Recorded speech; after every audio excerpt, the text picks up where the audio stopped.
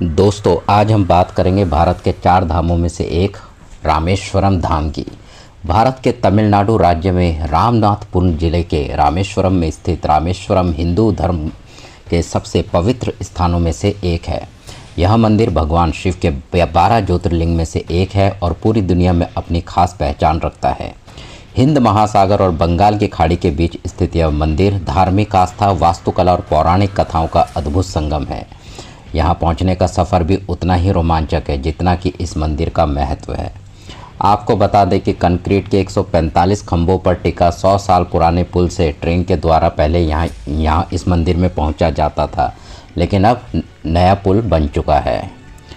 तो दोस्तों, हम इस वीडियो में बताएंगे कि रामेश्वरम मंदिर में कब पहुँचा जा सकता है, कैसे पहुँचा जा सकता है, कहाँ रहना है, कहाँ कहाँ घूमना है। तो बने रहिए हमारे इस वीडियो के साथ और देखते रहिए हमारा ये वीडियो।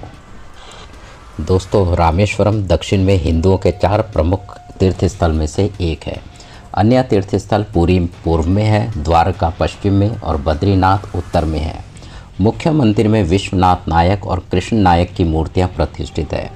रामलिंगेश्वर के आंतरिक हिस्से में रामलिंगम और विश्वलिंगम एक साथ रखे हुए हैं। भगवान राम के शब्दों को मानते हुए विश्वलिंगम की पूजा पहले की जाती है और फिर रामलिंगम की पूजा होती है। अब सवाल आता है कि रामेश्वरम कैसे पहुंच सकते हैं। रामेश्वरम सड़क मार्ग से दक्षिण भारत के प्रमुख शहरों से अच्छी तरह से जुड़ा हुआ है। बस या कैब द्वारा आप रामेश्वरम कवर कर सकते हैं। हवाई मार्ग से मदुरई हवाई अड्डा रामेश्वरम का निकटतम हवाई अड्डा है, जो मुख्य शहर से लगभग 149 किलोमीटर दूर स्थित है। हवाई अड्डा प्रमुख राष्ट्रीय और इंटरनेशनल हवाई अड्डों से अच्छी तरह से जुड़ा हुआ है। आप मदुरई से बस, कैब या किराए की टैक्सियों से रामेश्वरम पहुंच सकते हैं। रेल द्वारा भी आप रामेश्वरम पहुंच सकते हैं। रामेश्वरम रेल के माध्यम से मुख्य भूमि से जुड़ा हुआ है। यह चेन्नई, मदुरई और त्रिवेंद्रपुरम जैसे दक्षिण भारतीय शहरों से अच्छी तरह से जुड़ा हुआ है। रेल रामेश्वरम पहुंचने का सबसे किफ़ायती तरीका है। दोस्तों, अब बात करते हैं रहना कहाँ है। तो मैं रिकमेंड करूँगा आप रामेश्वरम मंदिर के 500 मीटर के दायरे में एक अच्छा होटल ले सकते हैं। होटल आपको 600 रुपये से लेके 2000 तक में एक अच्छा एसी होटल मिल जाएगा। होटल अगर मंदिर के पास होगा तो इसका ये फ़ायदा है कि आप मंदिर के दर्शन अपने हिसाब से कभी भी कर सकते हैं। दोस्तों, सबसे पहले आप जा सकते हैं रामेश्वरम मंदिर। पौराणिक कथा के अनुसार भगवान राम जब 14 साल का वनवास खत्म करके लंकापति रावण का वध करके माँ सीता के साथ लौटे, तब ऋषि मुनियों ने उनसे कहा कि उन पर ब्राह्मण हत्या का आरोप लगा है, इसीलिए उन्हें ब्रह्म हत्या के पाप से मुक्ति पाने के लिए शिवलिंग की स्थापना करने की सलाह दी गई।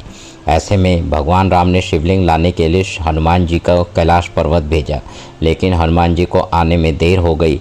इस बीच माता सीता ने समुद्र तट पर रेत से शिवलिंग बना दिया।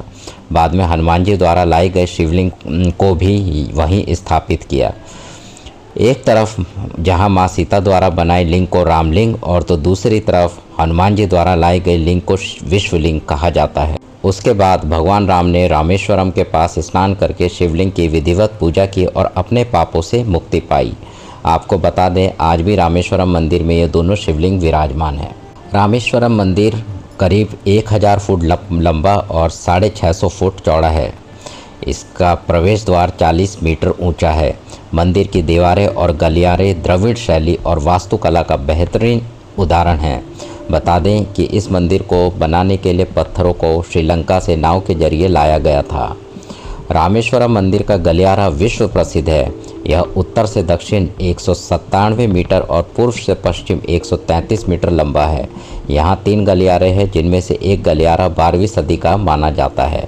मंदिर परिसर में 22 पवित्र कुंड हैं, जहाँ श्रद्धालु पूजा से पहले स्नान करते हैं। यहाँ के कुंडों को पानी भी चमत्कारिक गुणों से भरपूर है। कहा जाता है कि यहाँ के अग्नि तीर्थम में स्नान करने से सभी पाप धुल जाते हैं और बीमारियाँ दूर होती हैं। सवाल आता है कि रामेश्वरम मंदिर में दर्शन कैसे करें। रामेश्वरम मंदिर के 4 द्वार हैं, लेकिन आमतौर पर पूर्वी द्वार से प्रवेश करके पहले 22 कुंडों में स्नान करने की सलाह दी जाती है।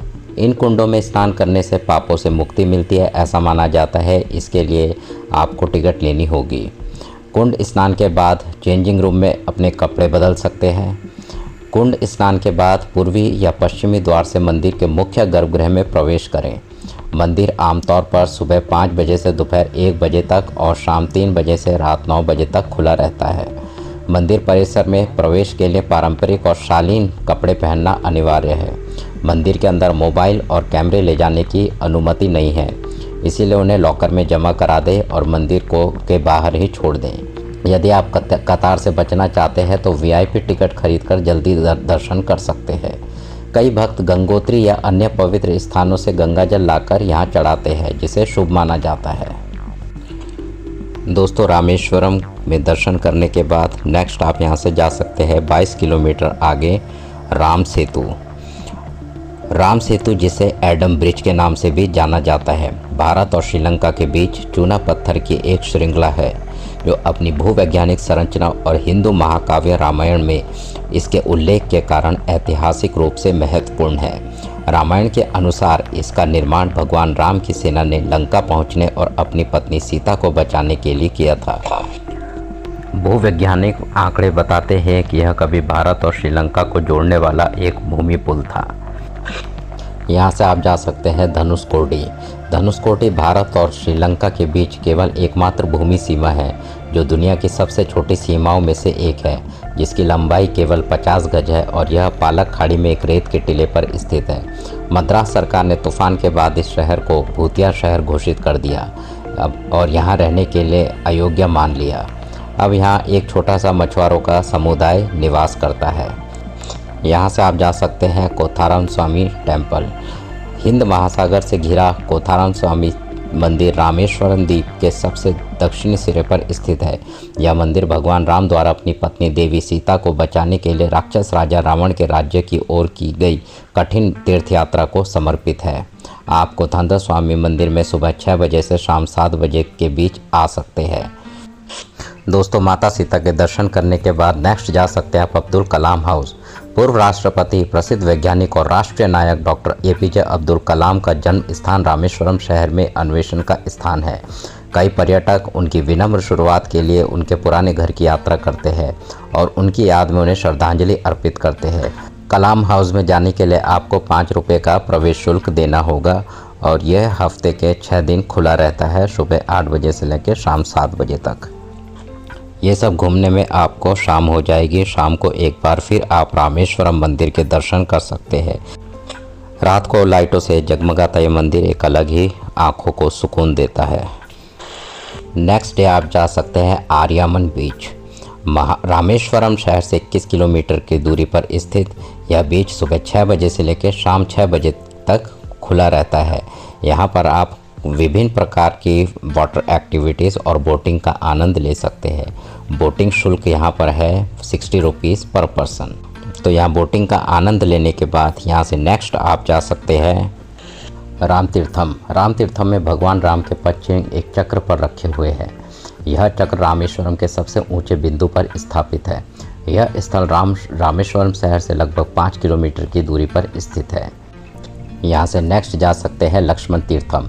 लक्ष्मण तीर्थम एक मंदिर है जो पूरी तरह से भगवान राम के भाई भगवान लक्ष्मण के पूजा के लिए समर्पित है। भक्त मंदिर को अत्यंत पवित्र मानते हैं और यह 2 देवताओं के बीच भाईचारे के प्रेम के प्रतीक के रूप में प्रसिद्ध है।